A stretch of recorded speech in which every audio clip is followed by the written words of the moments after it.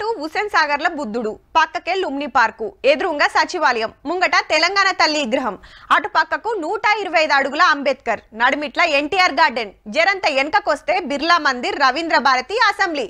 ఇక ఇటొస్తే గోల్కొండ కోట, అటు పోతే సాలార్జంగ్ మ్యూజియం, పక్కకే హైకోర్టు బంగ్లా.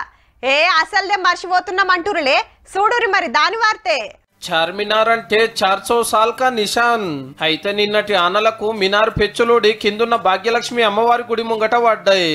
గా టైంలో కింద ఎవ్వలేరు కాబట్టి ఏం కాలే. బయటికి పంపించి ఆ ఎంట్రెన్స్ క్లోజ్ చేయడము, అదే సమయంలో అది పైనుంచి పడడం, అమ్మవారి ఆశీర్వాదం వల్లనే ఏ ఒక్క ప్రమాదం జరగలేదండి. అదురుకొని ఎంత పుగులు పడ్డారో. మళ్ళేమన్నా వడగలని మినార్ చుట్టూరా వల చుట్టిండ్రు గిట్లా. 400 ఏళ్ల కిందట కట్టిందా రిపేర్లు నడుస్తున్నాయి. అప్పటి పంతనం తెలియక డంగుసున్న మతక పెట్టిన కాన్నే పగుళ్ళొచ్చి ఊకుకే బెచ్చలు రాలుతున్నాయి.